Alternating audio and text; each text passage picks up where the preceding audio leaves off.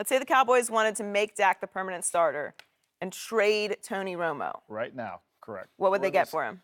You know, I think Tony Romo is worth at least a second-round pick that moves, okay? He's 36 years old. Now, I understand that you want to trade away, but look, Carson Palmer played. He got traded for a seventh-round pick. Drew Bledsoe went, I think, around 34 years old for a first-round pick. So I think if you wanted to trade him, it would have to be a conditional pick, a firm two that moved based on how much he played and how well he played. And I think you could find some trade partners. A team, the hardest part now is because teams that are bad don't want to give up those great assets because they're so good at picking that they're going to afraid to give away a pick when they have, that's their team. They're going to mess it up anyway. Yeah, their team. I mean, it's a complete reversion of, like, we're so good at picking, we can't trade our picks, but that's your team.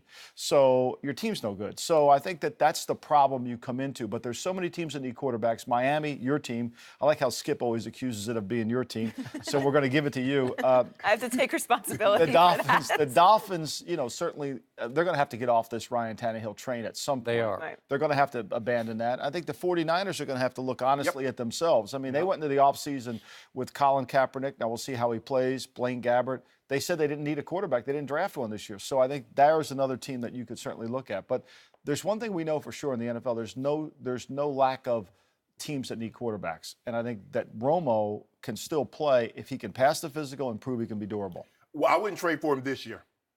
I'll wait till the offseason and let him heal up because I'm not trading for a 36-year-old that's missed 7, 8 games because of an injury.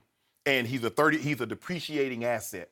And if I can move him in the offseason, because you're on Dak Prescott's rookie contract. Seattle gave you the blueprint. Find a quarterback, you identify him, he's on a rookie contract, build your team around him, make the best of the situation. Right. So if I move him in the offseason, I don't think Brett Favre went for a fourth with no injury history. If you can get a fourth, maybe move to a third move to a second. I don't think. Which one are you talking to? The Jets? When Brett Favre went to the Jets from Green Bay, he was a fourth that was conditional. It ended up being a third. I think Drew was a free agent. Right, Drew was a free agent. So he was coming off his shoulder. So and that's why he had to he took what he Drew only Brees. took. You're talking about. Bledsoe was a first rounder.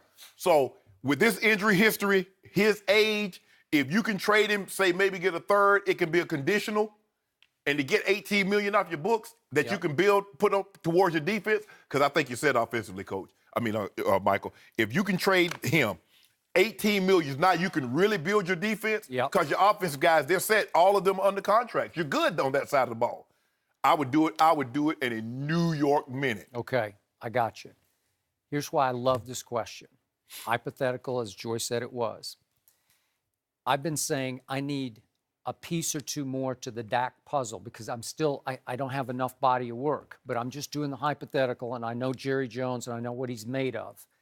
Let's just say, for argument's sake, that Dak does, please God, go win at Green Bay.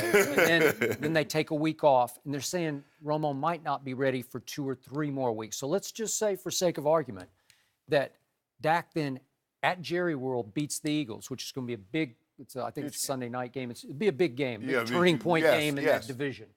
That gets them to 6-1, and now your body of work is getting pretty complete, where you got about half a season with the 4th-round rookie from Mississippi State, and it's possible that with the trade deadline the next day after the Eagles game, that the phone might ring a few times. Just people just saying, "Hey, you guys, you thinking about it at all? You thinking about moving Tony?" And maybe somebody throws out this or that or the other. Jerry Jones made his fortune in the oil field. He is a plunger by nature. I told you yesterday, he loves Tony Romo. And right now, if you said, what are you going to do? He would say, I'm putting Tony back in. As soon as Tony's ready, he's been good to me. He's been good for me, been good for my box office, because Tony's great box office. And Jerry cares about box office. But if Dak wins 2 more games and looks like that guy and gets a little better each game, because he's got, the great thing about Dak is he's gotten a little better every game. More and more mature, confident, poised. What if somebody called and said, we'll give you a 2? Or what if somebody called and just said, Jerry, do you want to get that deal off your books? Because it's $108 million over 6 years. The cap hits the next 3 years are in the $24 million range. They're in shackles now with Tony Romo. Right. And to your point, he's 36 and he's battered. he's got injuries everywhere. I can't. I've lost track of all of them because it's always something new with Tony Romo. He's 3 years younger than Brady, and body is not nearly Not in good condition. No, and I don't think Tony has taken Care of great his body shape of language. himself.